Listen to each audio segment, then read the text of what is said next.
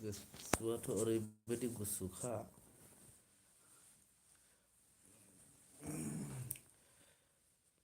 गुसुब्लाबो गोसो जायोब्ला आखाइखौ हाननानै टाइप खालायनानै कमेन्ट हरदो बे गुसु समावनो एसे रायज्लायनायसै एसे रायज्लायदिनि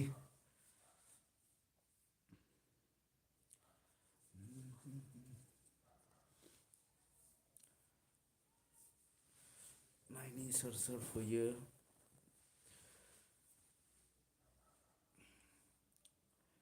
बिराद गुसु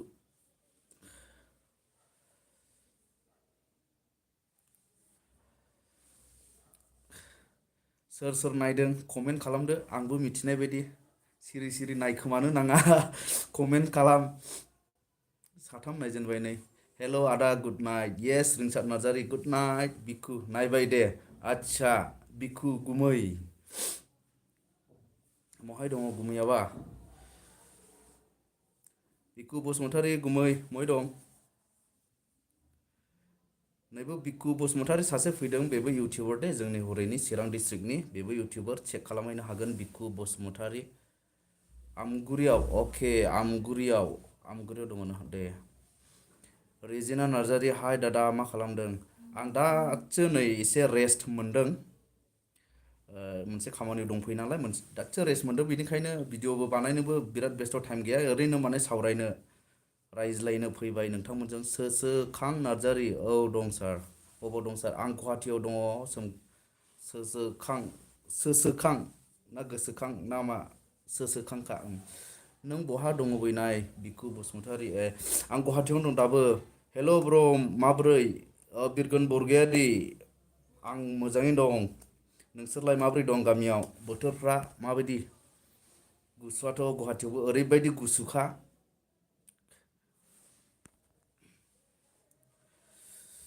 रिजिना नार्जारि ओंखाम जाबाय नामा दादा रिजिना नार्जारि जाथ'वाखै बिनानाव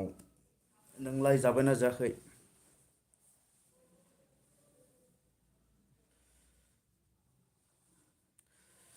आं दिनैहाय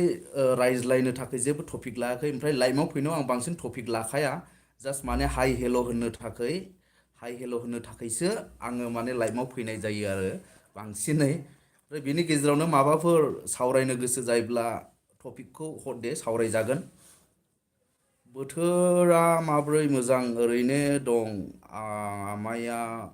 गैलाना औ मिथिदों दुखुनि बाथ्रा जोंनि आयं सासे दिनै थैदों गामियावहाय आं जाखांबाय अके रिजिना दे जाखांबाय अके दे बिनानाव दे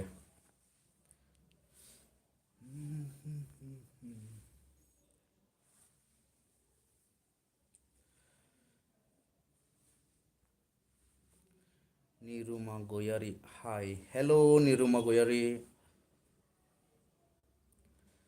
आं सानदों सोरबा माबा मोनसे टपिक हर दे ज' सावरायनानै सेयार खालामलायनि आरो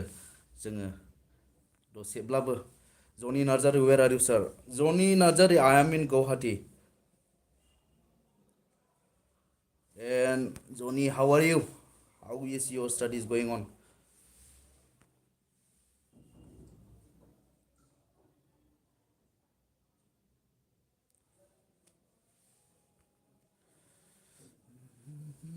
come on I want more comments नांबावगौ दा मोजाङै रायज्लायनोसै बैनाय आं भिडिअ एडिट खालामदों कामिं सुन निउ भिडिअ बैनाय अके बिकु बसुमतारिनि चेनेलाव गोदान भिडिअ फैगासिनो दं मानि बिसय आं मिथिले मेनसन खालामाखै खिन्थु फैगासिनो दङनो एडिट खालामगासिनो दं दा मथा मथि आधा घन्टा एक घन्टायाव सफैगोन खोमा जनि Narzary fine sir okay I am also' fine जनि दानसोरां मुसाहारि सल'बाथा स्ट'रि खोन्थादो सार सल'बाथाखौ आं बांद्राय रोङा दानसोरां सल'बाथा खोथायोला बिराद गोलावबो जागोन ना सावरायनो मोननाय नङा नोंसोरजोंहाय रायज्लायनो मोननाय नङा जुदि माबा मोनसे टपिकनि सायाव रायज्लायोबा बा बिदिनो माबा लाइफनि एम बा मानसि हिसाबै थैनायनि सिगां मा मावलांनो गोसो जायो नैबेफोरबायदि माबा मोनसे टपिक लायोब्ला बयबो माने जाहाथे बे लाइफआवहाय बयबो एंगेज जानो हायो आरो सोंलायनाय फिनलायनाय बैनाय अन्नानै मास्कखौ खुलिनानै रायज्लायदो बैनाय अके अके दे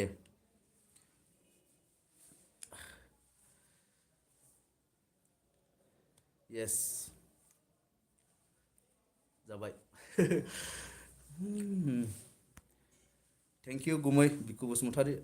बेखौहाय खिन्थाहरनायनि थाखाय आंबो बांद्राय खेल खालामाखैमोन ओमफ्राय बेखिनियानो जागोन नामा सानदोंमोन आं उसुबिदा नुदोंमोन खोमा उसुबिदा नुदोंमोन जानो हागौ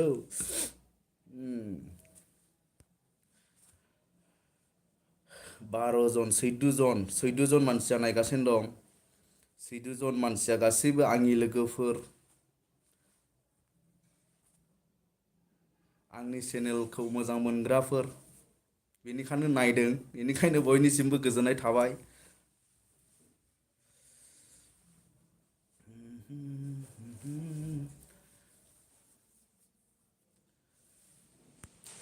अखाफ्रा सोर सोरनि जायगायावहाय अखा हानायफ्रा बा बोथोरा माबायदि जादों दे खोन्थाहरलायदो अननानैहाय नायग्राफोर दङ आंजों कमेन्टस हरबाय ना we are total 3 guys okay yes yes साथाम दङनो बिसोरो गुमै बिखुमोनजों कमेन्टस हरबाय औ दे मोजां बिदिब्लासो मोजां मोनोरा जसाबो फैयो बिदिब्लासो कमेन्टस फैयोला गाज्रि दामोनसै बैनाय आं ओंखारनोसै दे अके गुमै गाज्रि मोना बयहाबो गावबागाव खामानि थायो दे जेबो नङा अब्लाबो दसे समनि थाखाय फैनाय दसे समनि थाखाय नायनायनि थाखाय हामबायसै कमेन्ट हरनायनि थाखाय हामबायसै गुमै बिकि दैमारि अइ ब्र मा खालामदों आं फ्रि टाइम मोननायखाय दसे बिदिनो नोंथांमोनजों रायज्लायनो फैलायबाय अके बिखु बसुमतारी अके गुमै दे go ahead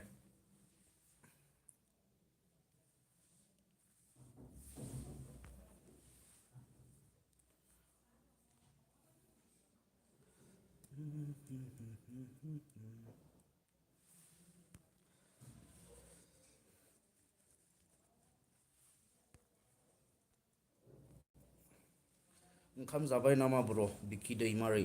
जाथ'वाखै ब्र नोंलाय जाबायना जायाखै सानदेनि बसुमतारी आं फार्स्ट टाइम नोंनि चेनेलाव आदा बेबो लाइभ नुसनबाय wow I am lucky to meet you again नोंखौहाय लोगो मोनबाय दिनै लाइभआवनो first time Sandeni Basumatary how great I am to meet you good मोजां खिन्थानो गोसो जायोब्ला आं सोंनायसै सानदेनि बसुमतारी बहायनि नोंथाङा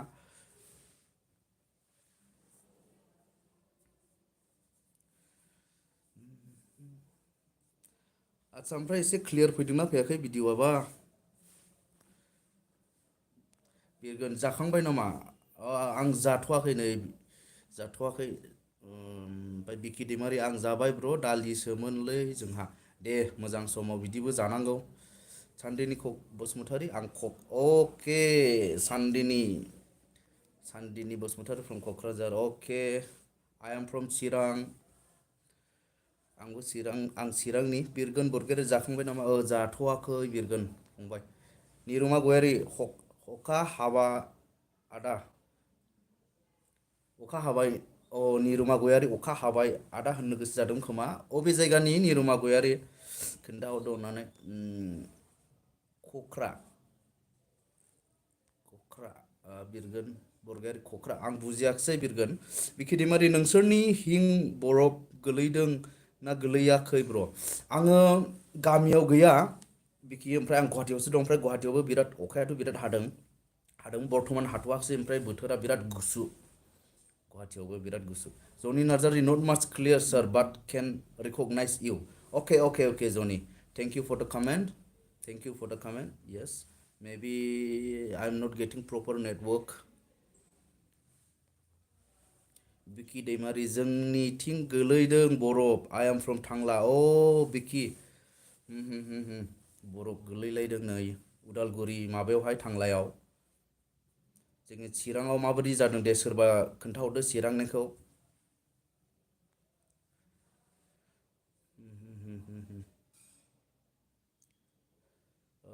सोसोखां Narzary hit okay which one is hit माया हिट एबा सोसोखां हे बिरेनलै दिनै गामियाव माने चिरां डिस्ट्रिक्टआव जों गामियावहाय बिराद अखा हादों जाहैबाय हेभि रेन बिरगोन बरगयारि फंबाया जोंनि गामिनि नालाय न' खाथिनिफ्राय खिथाहरबाय नै हामबायसै बिरगोन खोथाहरनायनि थाखाय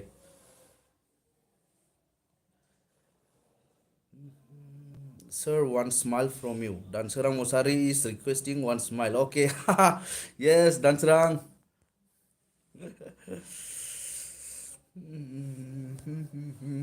I want smile from you also. How you will express or write that is up to you. Comment ni गेजेरजोंनो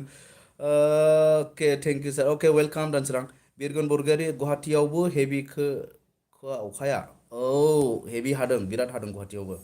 खिन्थु बाहेरायाव ओंखारनानै जों टाइम मोनाखै माने न' सिङाव थानानै थाबाय थानाय जादों बांसिन खामानिया ओंखायनो होमब्लाबो खोरखिजों नुहुरनाय बायदिब्ला अखाया बिराद हादों थुलुंगा मुसाहारि मोजां नुदों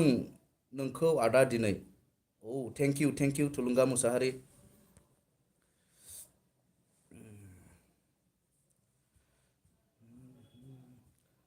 थुलुंगा मुसाहारिया महायनिमोन थाय थुलुंगा मुसाहारि ब्र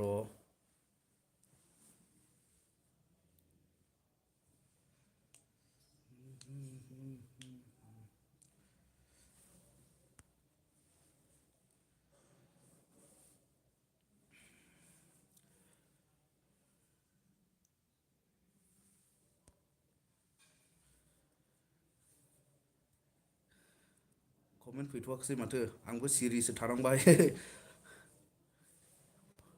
Okay, come on, 15 zone watching. I want more comments. ना आंनिसो नेरुङि थाखै थाबथाखो कमेन्ट्सआ बोरैबाला इदिबो जायो लाइभआवहाय थाबथायोबो ओमफ्राय उनावसो फोर फैना होयो ओमफ्राय फरायस्लाबनो हाया जायो कमेन्ट्सखौहाय थुलुंगा मुसाहारि आदा मेंगालुरावसो दं आदा आं क'क्राझारनि आदा मेंगालर बेंगालर दां बेंगालुरु ना बेंगालर जायखिया बेंगलर बाहेरायाव दं क'क्राझारनि मानसि दे मोजाङैनो था थुलुंगा मोजाङै था मावनांगौफोरखौ मोजाङै माव ओमफ्राय जसेफ नार्जारि फैबाय नै बिसालथे सासे अखा हानानै बिराद गुसु जादों सालथे बेबायदि अखा हाबाथाय खम्बलाखौनो बोखानो बायो खम्बल सिङाव थाबाय थानो लुबैयोना बिराद गुसुबाथाय आरो माथो होनबावनाय नै गामियाव ब्लेंकेट्स अर नाङाबा हायालै थानो बोथोरा खम्बल नङाला अर सायनांगौ जानानै दङ बिराद गुसु दे थाल लादो गावबा गाव देहाफोरखौ नायनानै हानायखिनि अर सायनानै बा खम्बल जोमनानै गावखौनो गाव देहाखौ गुदुं लाखिदो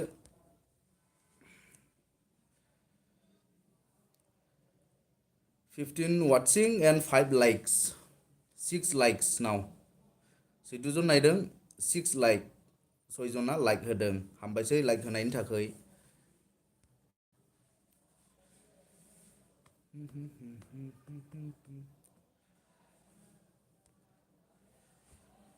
होमब्ला आं मोनसे खोथा सोंनायसै आंनि नायगिरि बिथांमोना दा 15 जन नायदों नोंथांमोना इउटिउब भिडिअखौ माबायदिखौ लुबैयो आरो माबायदि खालामजानो लुबैयो एबा माबायदि दिन्थिजानो लुबैयो इउटिउबनि गेजेरजों भिडिअफोरखौहाय बेखौहाय गावबा गावनि कमेन्ट्सखौ हरगोन होननानै आं आसा खालामबाय बिराद गरम दं ब्र बिराद गरम दं गोमसार बसुमतारी बिराद गरम दं ब्र गरम दं बोथोरा गरम ना नोंथाङा गावखौ गरम खालामनानै दोनदों गोमसार बसुमतारी बेखौहाय आं सोंफिननाय जाबाय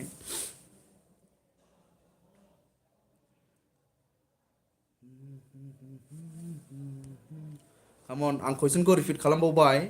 माने इउटिउब भिडिअफोरखौ बा इउटिउबाव भिडिअफोरखौ माबायदिखौ नायनो मोजां मोनो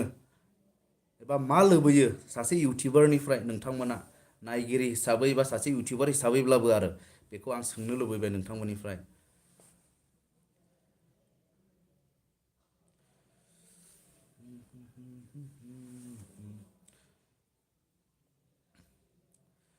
गुसु ना मबाइलखौबो कमेन्ट्सआव ओरै थुबाय थानोबो बालायलाङो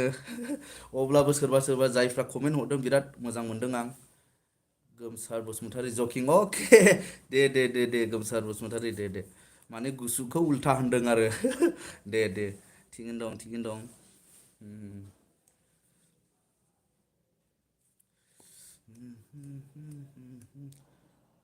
गुवाहाटीयावथ' मैयासिमाव 16 डिग्रीसिम थांदों नामा गुसुआ माया ओमफ्राय दिनैसो बेसेबां थांदोंथाय थुलुंगा मुसाहारि जोंनाव मेंगलुराव गरमसो आदा गोजाङा ए हजों गरमनो आबहावाया बोथोरा गरम आरो मेंगलुर बेंगालर दां फर मी दानसोरां मुसाहारि for me it must be inspiration video yes सासे हरजेनबाय नै भिडिअआ माने माबा मोनसे गोसोआव नांहोनो हानाय नांनायनि गेजेरजों सोलायनो होनो हानाय इन्सपिरेसन भिडिअ लुबैयो दानसोरां मुसाहारिया दे मोजां ओमफ्राय दे गुबुनफ्रा मा लुबैयो अननानै कमेन्ट्सखौ हास्थायबाय नोंथांमोननिफ्राय ओंखाम जाखांबाय नामा आदा बिपि हिर' बड' जाथ'वाखै नोंलाय जाबायना जायाखै बिपि हिर' गोमसार बसुमतारी आं मुम्बाइआवसो दं ब्र अके गोमसार बसुमतारी मुम्बाइनि मेंगलुर जायगा नामा इलाय महाराष्ट्रआव दङ जाहैबाय गोमसार बसुमतारी दे जायफ्रा गोजानाव थायो अननानै मोजाङै था गाव गावनि डिउटिफोरखौ मोजाङै माव जि सिमां लानानै थांदों बे सिमांखौ जाफुंहो जिखुनु खामानियाव एसे एनै खस्थ'आथ' मोनखायो खस्थ' गैयाब्ला माबा मोनसे मोननाय बायदिबो मोना खस्थ' जायालासेनो माबा मोनसे फिथाइखौ मोनोब्ला बेयो बारा गोथाव जायानो खस्थ'नि गेजेरजों मोननाय फिथाइयासो गोथाव जायो आरो अब्लासो गोसोआबो मोनदों बायदि मोनसे सेटिसफेक्सना फैयो सोरखां नार्जारि बिदिनो मोजां भिडिअ लाबोबाय थाबनो ओंखाम ओंख्रि संनायनि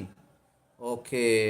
सोरखां नार्जारिया माने ओंखाम ओंख्रि संनायनि भिडिअ रेगुलारलि लाबोनायखौ मोजां मोनो सोरखां थेंक इउ बेखौ खिन्थाहरनायनि थाखाय सतिमा बरगयारि अपि येस अपि thank you for your comment Satima Bargayary Thulunga Mushahary आं नोंनि भिडिअखौ मोजां मोनो आदा जिखुनु जाया video okay thank you so' माच थुलुंगा मुसाहारि मोगथाङाव लोगो हमनांगौ गोमसार बसुमतारी नोंलाय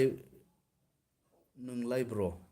गोमसारनि सिगांनि कमेन्टखौ नायनि र' गोमसारा सिगां कमेन्ट हरदोंमोन आं मुम्बाइ अके नों गोमसारा मुम्बाइआव दङ होननानै खोन्थादों अके आं गुवाहाटियाव दङ बर्थमान आं चिरांनि ओमफ्राय दा गुवाहाटियाव मोनसे खामानिनि थाखाय दंफैयो फानि बय ओइ आदा खुलुमबाय फहद मोजां आदा बहुत मोजां अके थेंक इउ फानि बय प्रेमजय बरगयारि ओंखाम जाबाय नामा आदा जाथ'वाखै प्रेमजय हेल' अपि video Somdon okay सतिमा Bargayary thank you so' माच सन्जय बर' आदा बहानि नों इण्डियान आर्मि आं इण्डियान आर्मि नङा आङो चिरां डिस्ट्रिक्टनि इण्डियान आर्मि नङा आं सन्जय बर'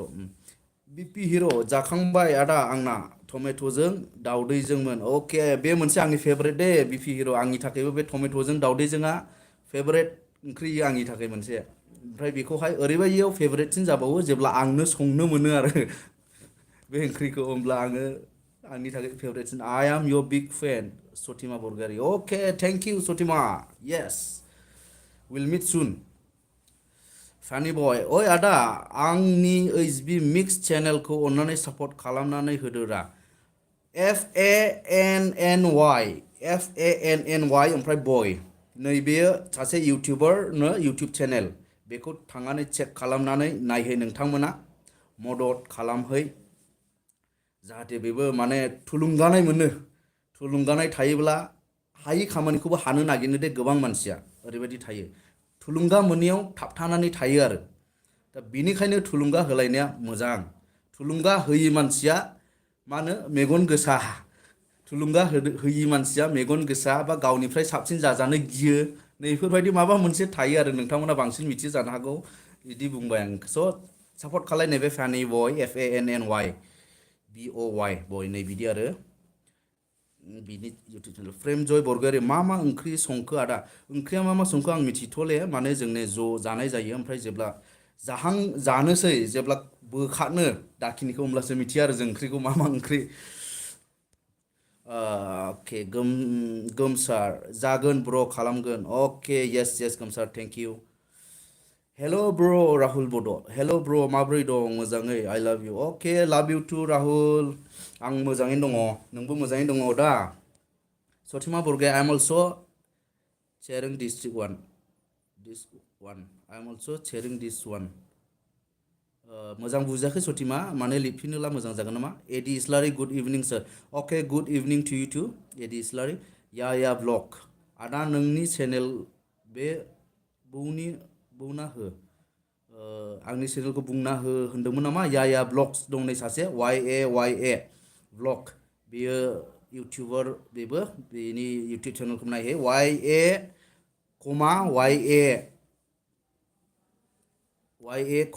ए थुलुंगा मुसाहारिया लिरदों जागोन आदा नाथाय आसामाव थांनाय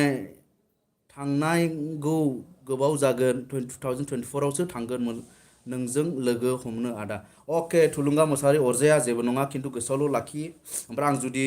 बायसान्स बावनोबो हागौ कमेन्ट्सफोर खालायहर निस्सय लोगो मोनगोन दे Thulunga Mushahary Satima Barge good video sir okay thank you so much Satima Barge where is your home I am from Chirang district and a village called Bithini which is very much nearing to Bhutan निरुमा गयारि माला फैगौ आदा आङो 8 थांगोन गुवाहाटीनिफ्राय 8 थारिखआव ओंखारगोन बेनिफ्राय साननै थाबावगोन साननै दंबावो आरो प्रग्रामा सोसोखां नार्जारि आंसोलै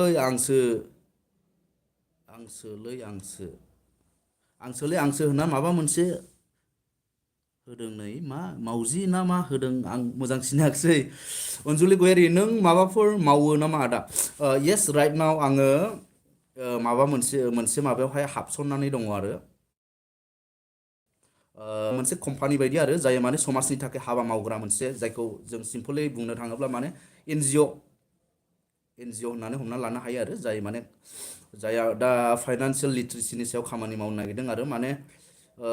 थाखा फैसानि बिसय रोंगौथि जिनाखि जोंनो समाजाव नांगौ नैबेखौहाय होनो नैबे प्रजेक्ट लादों आरो दा बेखौ मावनो जों ओंखारबाय अके बिपि हिर' माला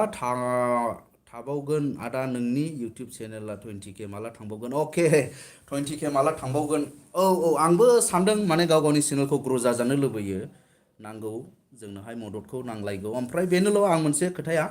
आङो 20K साबसक्राइबार मोननायनि उनावबो जुदि 20K मानसिया जुदि आंनि भिडिअखौ नायाब्ला माबा मिनिं जागोन नामा बियो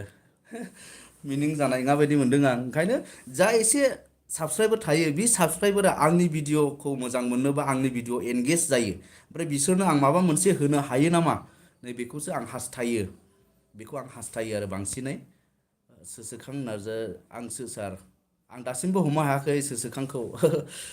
राहुल बड' हेल' ब्र' मोनसे खोथाबाव निज्लागुरि पिकनिक स्पटआ बन्द' जामारबाय ना निज्लागुरि पिकनिक स्पटनि आपडेटआ आंनाव एसेबां गैया अब्लाबो दासिमनि जिनाखि कभिड-19 सिटुएसननि प्रट'कल थर्ड वेबनि फैदों बेबायदिब्ला डिसिनि अर्डार बायदिब्ला दा गेदारिं जाग्रा जायगाफोर जेरै पिकनिक स्पटफ्रा जेराव मेगा गेदारिं जायो बिराद गिदिर गेदारिंफोर जायो बेफोरखौ होबथानानै दोनथ'दों चिरां डिस्ट्रिक्टनि डिसिआ आंनि मिथिनायाव फानि बय रोजा रोजा साबायखर होनाय जाबाय आदा आंनि चेनेलखौ बुंना होनायनि थाखाय आइ लाभ इउ आदा अके थेंक इउ स' माच फानि बय दे thank you so' much Satima Bargayary I am also' Bitini one okay Satima Bargayary is from Bitini that means from my village okay still I am not getting you Angel Islary खबर सबर माब्रै दं सार आं मोजां एन्जेल नोंलाय माब्रै दं ओइस बि मिक्स चेनेल हेल' आदा येस हाय ओइस बि मिक्स दानसोरां मुसाहारि आंखौ सिनायदों दा सार दानसोराङा आंनि स्टुडेन्टमोन नामा सिगां आं बेखौहाय माने गोसोआव नै बेखौ नामा सानगासिनो दं आरो एसे माय नेम इज रैरुप सटिमा बरगयारि माय नेम इज रैरुप रैरुप सासे आंनि स्टुडेन्ट बायदि मोनदों आं रैरुपआ सासे हिन्जावसा गथ' गोरलैबो दंमोन ओमफ्राय सासे गिदिर दंमोन बे गिदिरानो नामा राहुल बड' थेंक इउ ब्र' रिप्लाइ होनायनि थाखाय thank you so' much I am here to reply you माने रिप्लाइ होनोनो आं दा लाइभआव फैखादों माने सावरायनोसो फैखादों बे हिसाबै आं हानायखिनि रिप्लाइखौ होगोन आरो बिपि हिर' बड' आदा आंबो बिटिनिनिसो सालबारि गामिनि अके बिपि हिर' जों गामिनिनो बेबो सालबारि गामिनि बिटिनि सालबारिनि बिपि हिर' दे ब्र' दे होमब्लाबो आं सिनायाखिसै नामफोरखौथ' दस्रा लायो नालाय इउटिउबाव मस्टिना बसुमतारी मा खबर आदा मोजां मस्टिना आं मोजाङैनो दं बर्थमान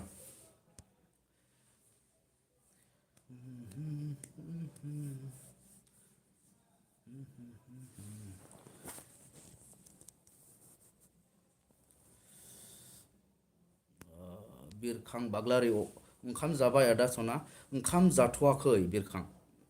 बाग्लारि ओंखाम जाथ'वाखै नों जाबायना जायाखै मुस्टिना नों आंखौ सिनायोना सिनाया आदा मुस्टिना गोसोआव फैहां जादों सरि मस्टिनाखौ गोसोआव फैहां जादों ओमफ्राय दुखु दामोन सिनायिनि थाखाय माने बे पिकचार जि फैफायोना प्रफाइल पिकचार इउटुबनि बे फिसाल' फैयो स्क्रिनाव ओमफ्राय हमनो हाया गिदिर स्रा नुयोला सिनायनो हागौमोन प्रेमजय बरगयारि बिराद गोजांदों नामा आदा गोजांदों औ गोजांदों ओमफ्राय रुम सिङाव दङ आं एसे एफाराब अरजायाखै रुम सिङाव थानाय खिन्थु बोथोरा बिराद गुसु बिपि हिर' आंनि नामा दैमा बरगयारिसो आदा दैमा नामखौ खोथानायनि थाखाय हामबायसै बिपि हिर' होमब्लाबो आं हमनो हायाखिसै दे गाज्रि मोननाङा गुवाहाटीनि बर' होखारजानायफोरनि बाग इउटुबाव होला नामा आदा जोबोद दुखु नांदों गोसोआव आदा थुलुंगा मुसाहारि दा ओरैबायदि बिजिखा आं बर्थमान थांनो हाया आरो रुमनिफ्राय ओंखारनो हाया माने फुंनिफ्राय बेलासि 9 बाजिसिम ओरैबायदि बिजि सिडिउल माने टाइम टेबोल आरो खामानिया अब्लाबो आं जुदि ओंखारलांगोन बे समावहाय थांनायनि सिगां आं नाजागोन आरो ओमफ्राय आं गोसोआव दंखायो जे बेखौहाय आं हाबलांनो एबा भिजिट खालामलांनो हायोब्ला आं गोसोआ मोजां मोनगोन होनना आंबो गोसोआव साननानै दं आरो दा आंनि गोसोआव साननायखौनो नोंथाङा बुंहरबाय हामबासै आरो गोसोखांहरनायनि थाखाय थुलुंगा मुसाहारि अनजालु गयारि सोर बिनियलमोननि खाथिनि नामा नोंसिना नङा अनजुलि गयारि सार बिनियलमोननि सार बिनियलमोननि जोंने सोनाबजों जाबावो आरो खिन्थु खाथियानो जायो सोनाबजों जायो आरो वेस्टार्न साइड ओइस बि मिक्स चेनेल ओइ आदा आंना दिनैसो मोनसे भिडिअ आपल'ड जाबाय आंना दिनैनि भिडिअआ एसे कमेडि जादों अके गुड ओमफ्राय बिदिनो इउटिउबार्सफोर सोर दं ओमफ्राय इउटिउबाव माबाफोर एसे डाउट दङब्ला आं रिप्लाइ होनो नाजागोन एसे डाउटफोर बा माबा मोनसे सोलोंनो लुबैदोंब्ला आं हानायखिनि आं मिथिनायखौ आं फोरोंनो नाजागोन जुदि सोरनाबा माबाफोर प्रब्लेमफोर सल्भ जायाखै बा माबाफोर जानानै दङब्ला आरो सथिमा बरगे वान फादार वान नेम इज दाइनेस सथिमा बिफानि नामखौ खिथा हरलायबाय बिसोर अके दिनेश बरगयारि होनदां औ सालबारिनि नामा सथिमा बरगयारि इउ आर फ्रम सालबारि अर वाट एन्जेल इस्लारि सार बिसिए कर्सआ मोजाङा आं खालामदोंमोन बिसिए course bachelor of computer application मोजां औ मोजां बे कर्सआ मोजां गाज्रि नङा माने आजिखालिनि दिनावथ' आरो कम्पिउटारनि नलेज थानाया कम्पिउटारनि रोंगौथिया बिराद इम्परटेन्ट प्रिसिल नार्जारि लाइक हरदों थेंक इउ फर लाइकिं ओमफ्राय गोमसार बसुमतारी नाइस हरदों ओरै हामबायसै बिनि थाखाय बिशप नार्जारि ओइ आदा नोंनि भिडिअखौ नायनो मोजां मोनो आं थेंक इउ स' माच हामबायसै बिशप नार्जारि मोजां मोननायनि थाखाय ओमफ्राय आरो माबायदि लुबैयो माबायदि इमप्रुभमेन्ट जाजानो लुबैयो अबेखिनियाव माने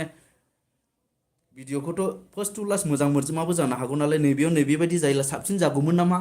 नैबेफोरबायदि होननांगौ दङाखौ होनहरदे आं बिराद मोजां मोनो बेफोरबायदिखौ फोरमायनानै होयोब्ला आरो आसि थुनानै खोन्था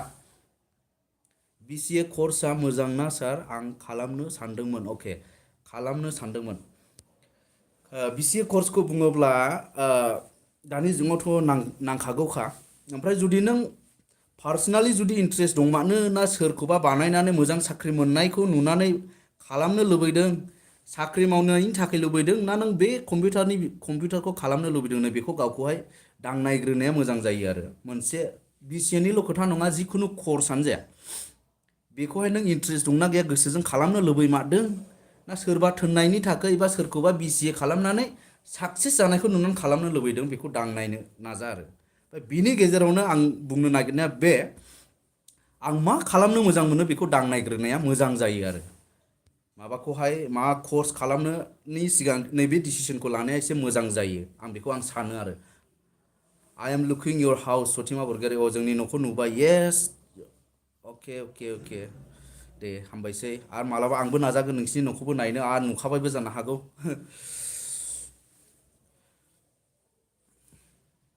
दे कमेन्ट हर दे बिदिनो कमेन्ट रोखोम रोखोम कमेन्ट हर दे मोजां मोनो बिदिब्ला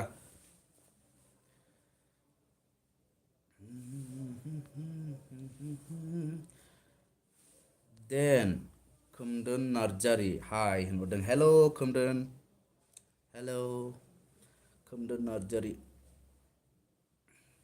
Angel Islari, personal interest. Then you must go for it. Angel Islari, if you are interested for BCA, you should go for it. ओमफ्राय जेब्ला नोंनाव बे इन्ट्रेस्टआ जुदि दंखायोब्ला बेखौ रावबो हमथानोबो हानाय नङा नों बबेसिम थांगोन नों गावखौनो फाथ्थाबो मोना जानो हागौ बे आरो पार्सनेल इन्ट्रेस्ट इज द फार्स्ट जानांगौ आरो समायना बसुमतारी हाय सार हेल' समायना देंखो इस्लारि ओइ ब्रादार आंनि चेनेला 1 year जाबाय दासिमबो 496 ल' आंना एसे बुंना होदो आंनिखौबो ब्रादार अके देंखो इस्लारि होननाय मोनसे चेनेल दं DENGKW देंखो इस्लारि होननाय चेनेल दं बोसोरसे जाबायनो 496 साबसक्राइबार दं बोसोरसे जाबाय जेबो नङा खिन्थु आं बुंनो नागिरनाया बे देंखो इस्लारिखौ अननानै नोंथांमोना चेक खालामहैदो नायहैदो बे आरो जुदि सोरबा सोरबा मोजां मोनाबो जानो हागौ खारन मानसि हिसाबै मोजां मोननाया गुबुन गुबुन जायो बयनिबो एखे जाया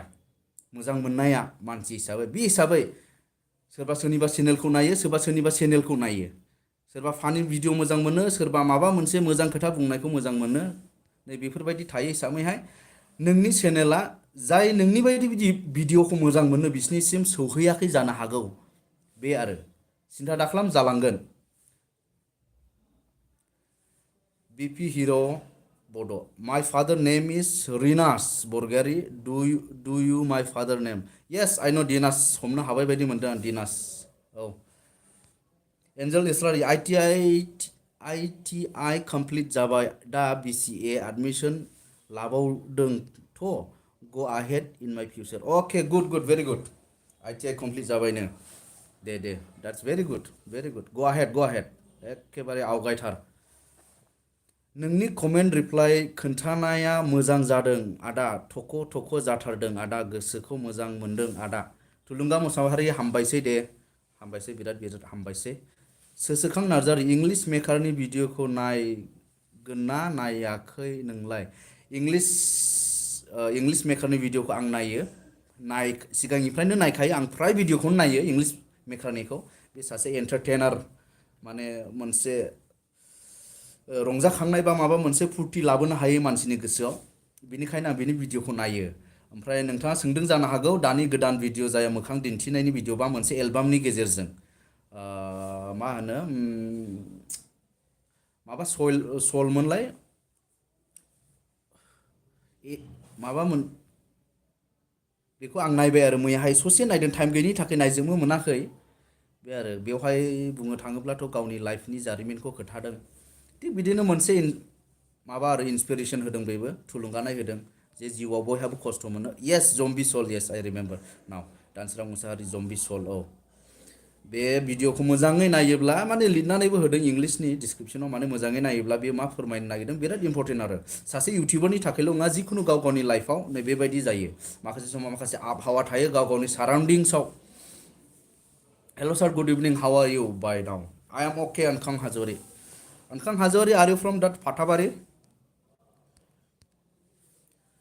जम्बि सलखौ ओमफ्राय जाय नायाखै इंलिश मेकारनि माबाखौ नायनो हागोन आरो ओमफ्राय बुजिनोबो हागोन मोजाङै नायोब्ला बुजिगोनबो बे भिडिअनि गेजेरजों मा फोरमायदों गावनि जिउनि जारिमिन मानसि हिसाबै बयहाबो बांसिनानो खस्थ' थाखायो नालाय आरो आं दहाय बुंखांखाबाय खस्थ'जों खालामनाय फिथाइयासो गोथाव जायो होननाया सतिमा बरगयारि आइ एम गयिं अर मेरिज अके थेंक इउ आंनि हाबाव फैदोंमोन सतिमा बरगयारि दे हामबायसै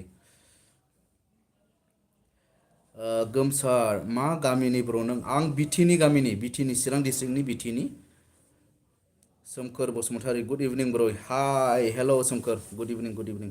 सन्जु बसुमतारी सोर लिरदों सन्जु बसुमतारी सोर लिरदों मतलब अबेखौ सोंदों आं हमनो हायासै सन्जु बसुमतारी माखासे डिटेल्सखौ डिसक्रिपसनाव होदों इंलिश मेकारनि चेनेलावहाय डिसक्रिपसनखौहाय डिसक्रिप्शनाव लिरना होजोबखादों सोर खनदों सोर सोर भिडिअ बाहागो लादों सोर सोर टिउन बानायदों बा नैबेफोरखौ डिसक्रिप्शनाव डिटेल्स एसे लिरनानै होखादों बेखौ नायोब्ला बुजिसिनगोन मा ओंख्रि जाखो आफा देंखो इस्लारि आफा आं ओंखाम जाथ'वाखै ओंख्रिया मा जागोनथाय मिथिथ'वाबो आरो बर्थमान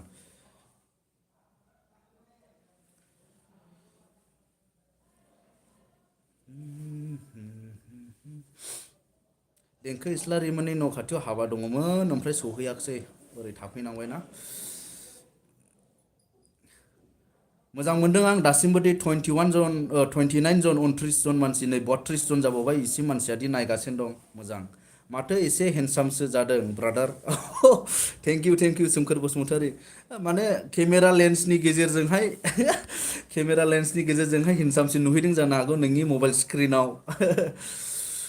Ankhang Hajary yes sir I am your ex student Saint Peter's high school खैलामला okay Ankhang how are you माब्रै दं फरायनायफ्रा आवगायलांबाय थानांगौ दे थाबथानो नाङा सिनायबाय दे अनखां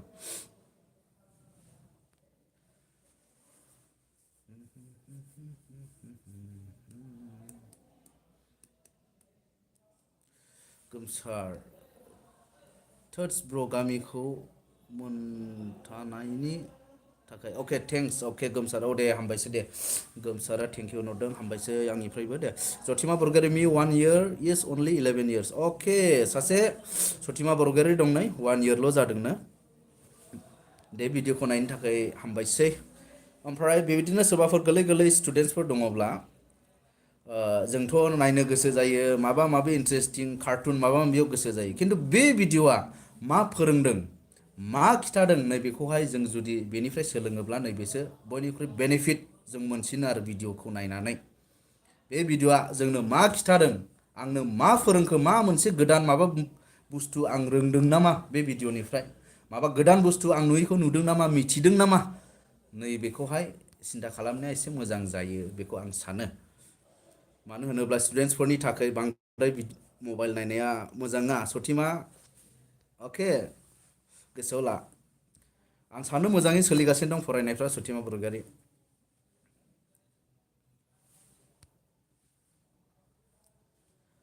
येस हेल' गासैबो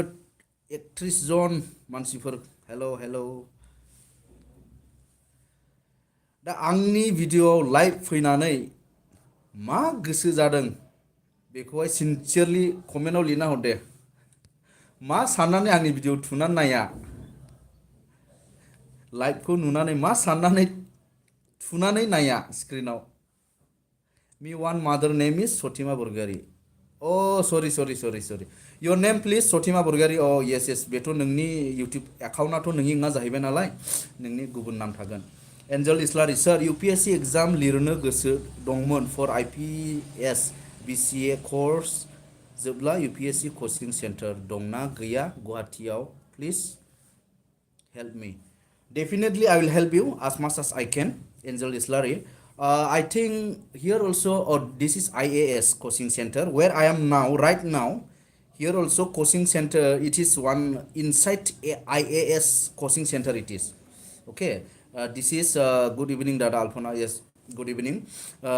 Angel Islari निखौ आं question खौहाय reply होनि माबाखौहाय comment खौ IAS सेन्टारफ्रा अनलाइनावबो मोननो हायो बेनिफ्राय बेखौ नायनायनि उनाव रिभिउखौ नाय सेन्टारफोरखौ गुगोलाव सार्च खालामनानै बेवहाय मा रिभिउ लिरदों माने गुबुनफ्रा मा रेटिंस होदों नैबेखौ नाय ओमफ्राय गुबुननिफ्राय हेल्प लाबाव आंनिफ्राय मिथिसिननाय गुबुन गोबां मानसिफोर थागोन खिन्थु आंनिफ्राय बेखौनो आं बुंनो लुबैयो माने चुज खालामनायावहाय दाबो आंबो मिथिया अबेया मोजां अबेया गाज्रि माने आं बेखौहाय माबानो थाङाखै नालाय दासिमबो बेनिखायनो आंनि साजेसना बे माने माबायदि नंगौ माबायदि नङा बेखौहाय जाय बुस्थुखौ बाहायखांबाय गुबुन मानसिफ्रा नै बिसोर बांसिन मिथियो नालाय बे हिसाबै बिसोरनाव सोङोब्ला मोजां जागोन ओमफ्राय आंनिफ्रायबो आं नाजागोन हेफाजाब होनो थाखाय बर्थमान आं बेखौनो साजेसन होबाय खारन मोनसे साबोनखौ जाय बायनानै बाहायदों बियो मोजां नंगौना नङा बेखौहाय जाय बाहायखांबाय बिसोर बांसिन साबसिनै मिथियो नालाय बे हिसाबै बे कनसेप्टखौ लानानै माने एसे नागिरनो नाजा आरो चुज खालामनो नाजा कचिं सेन्टारखौहाय सथिमा बरगारि मी फ्रम थालिकिं बिफि हिर' बड' इज देयार लाइफ अके नोंसोर सानैया बिपि हिर'जों सथिमा बरगयारि एकाउन्टखौ जाय बाहायदों बिसोरो ज' दङ होननानै बुंदों नामा गुड इभिनिं दादा Alpana how is the weather in Barpeta how is the climate Sathima बरगामि अके दानसोरां सोर आं पाबजि गेलेयो ना गेलेया सारा पाबजि गेलेयो ना गेलेला अह दानसोरां मुसाहारि पाबजिखौ आं गेलेथ'नाय जायासै माने बै समावहाय आं एसे फ्रिमोन जेरावबो एंगेज गैयामोन बे समावहाय गेलेदों आरो ओमफ्राय ओरैनो आं गेम गेलेनो मोजां मोनो आरो मबाइलाव भिडिअ गेमफोरखौ आं गेलेनो मोजां मोनखायो खिन्थु बर्थमान आं गेलेनाय जायाखिसै मोनसे इसुआ बे माने आजिखालिनि अनलाइन गेम्सफोरा माने नेटवर्क बिराद मोजां नांगौ जायो नङाला गेलेनानै इन्ट्रेस्ट मोना दा नैबेबो मोनसे हमथादों आरो नङाला दसे सम मोनोला न'आव गेलेब्रबलाबायोमोन आरो आंबो okay I am don't not know right in Bodo language Sotima Burgari okay no problem write in English I'll try to understand no problem Ankhang हाजवारिया नोंखौ माब्रै दं खबर लानो लाइभआव फैदों सार रायलायनो मोनलायिखाय अके Ankhang thank you yes good आंबो बिनि थाखायनो लाइभआव फैखादों नोंथांमोनजों रायज्लायनो माने आजिखालि बयबो बेस्थ' थासै सोरबा सासेखौ लोगो हमनो बा सोरबा माबाखौहाय माबानो एसे माबा जासै आरो सम मिलाया मिलाया जासै thank you sir for explaining Angel Islary okay welcome so much welcome दे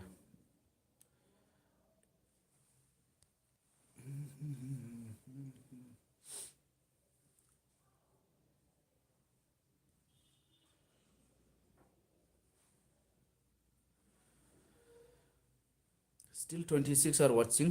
27 नायगासिनो दं दे सोरबाफोर गोदान फैदोंब्ला आई वान्ट योर हाई हेल' होनहर फैदोंब्ला गोदानै ओमफ्राय जुदि आखाइखौ हाननो बाना थुनो बानानै थुलेब्ला गोसोसै हेल' ब्रादार इउ आर फ्रि फायार प्ले अर नट फ्रि फायारखौ आं सिगां एसे एनै गेलेदोंमोन ओमफ्राय आङो पाबजिखौ बांसिन गेलेदों आरो एसे एनै दा गेलेदोंमोन फ्रि फायारखौबो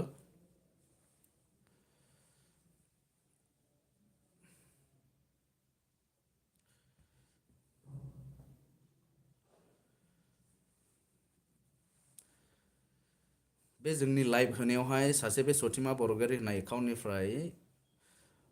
इंलिसनि कमेन्ट लिरना हरगासिनो दं दे खिन्थु बिराद मोजां मोनदों आं इमप्रुभ जानांगौ बिदिनो दे इंलिसखौबो रोंनांगौ बर'खौबो रोंनांगौ देंखो इस्लारि नेटआनो नायजाया आफा जोंना नेट नांब्ला साबसिन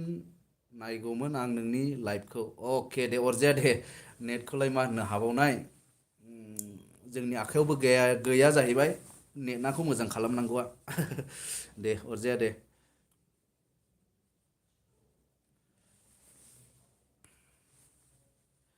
बे देंखो इस्लारिया सोमोन्दोआवहाय आंनि बिजामादै जायो हो बेनिखायनो बियो आंखौ आफा होनहरदों सोरबाफोर जुदि माने मानि थाखाय आफा होनहरदों बुजियाखैब्ला आरो माने बिहाव जानाय सोमोन्दोखौ आफा लेङो नालाय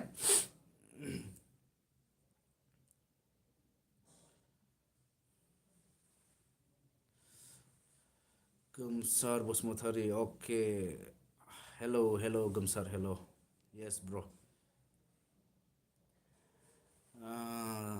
corner Sotima your English writing is brilliant yes Sotima one of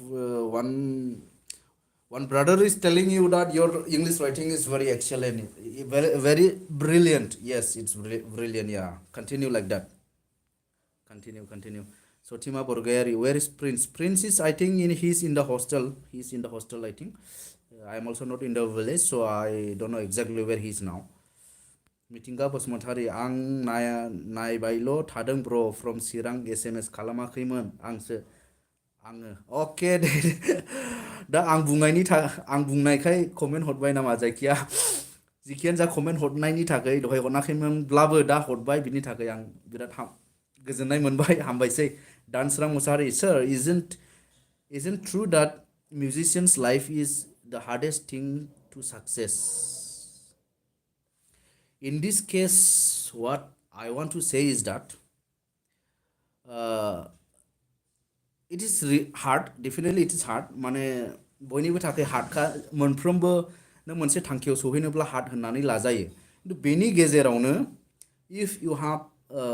पासन जायखौ बुङो ना PASSION which you love to do जायखौ नों मावनो मोजां मोनो बे मावनो मोजां मोननायखौनो जुदि नों मावबाय थायोब्ला जेन'बा नों मिउजिशियान जानो गोसो बा मिउजिकनि माबाखौ जेन'बा हमना ला गिटार दामनो जुदि नों मोजां मोनोब्ला नों बेखौ आवगायलांखागोन आवगायलांनानै नोंनि आखाइ सादों ना आसियानो थिफुदों बेखौ नों फाथा मोननाय नङा माब्ला माब्ला नों बबेसिम रोंहैगोन गावनो फाथा मोना जायो थाल मोनलायनाय नङा आरो नंगौना नङा बुंनाया जायाखैब्ला खमा हो माने आं मिउजिशियान्सनि खोथाखौल' नङा जिखुनु खोथाखौनो आं बुंनो सानदों बेनो जास्ट मावनांगौआ बे मेनलि नों मावनो मोजां जिखौ मावनो मोजां मोनो बेखौ माव अब्ला बेयो गोरा ना गुरै बेखौ जों जेबो फाथा मोना बेखौनो आं बुंनो सानो आरो नट अनलि मिउजिशियान स्पर्टसआनो होन बा माबा मोनसे आखिनो मोजां मोनग्राबो थानो हागौ सोरबा मेथाइ खननो मोजां मोनग्रा थानो हागौ जिखुनु जों मोजां मोना मानो जोंनि मोजां मोननाया माने बे मोजां मोननायजों थाङोब्ला जाफुंहैयो आरो सथिमा 100% अके ओंखाम जानायनि टाइम जाबाय आं बेखिनियावनो लाइभखौ दोनथ'नायसै नामा बिदि सानबायमोन आङो उनाव रायलायबावनोसै लोगोफोर दासो नायसनदों आदा भिडिअखौ अके सोमखोर बरगयारी थेंक इउ दासो नायसनदोंब्लाबो अरजाया थुनानै नायबाय मोजां मोनबाय आं दा बेखिनियावनो दोनथ'नो सानबाय बाय बाय होननो सानबाय आरो लोगो मोनबावगोन आं गुवाहाटीनि माखासे बर'फोरनि जि होखारनाय बा न' बोखारनानै होनाय माबाफोर जारिमिन घटना जानायखौ नोंथांमोना खोनादों जानो हागौ बा नुदों जानो हागौ मबाइलफोराव बेखौ आं हाबलांनो नाजागोन हानायखिनि एन्जेल इस्लारि अके सार गुड नाइट एभ्रिवान मोजाङै उन्दुदो मोजाङै रेस्ट लादो थान्दानि गेजेरजोंनो मावनांगौ खामानिफोरखौथ' मावनांगोन खारन बोथोरालाय बिदिनोसै अके बाय बाय बाय बाय बाय बाय कर्नार्स अके दोनथ'दिनि लोगोफोर बेखिनियावनो आरो उनाव लोगो मोनबावगोन दे आरो माबाफोर आं कमेन्टफोर रिप्लाइ हरनो हायाखैब्ला थालांदोंब्ला कमेन्ट हरबाव दे आं उनाव नायगोन बाय बाय देन अके सथिमा बरगयारी बयनिसिमबो बाय बायसै आरो लाइभआव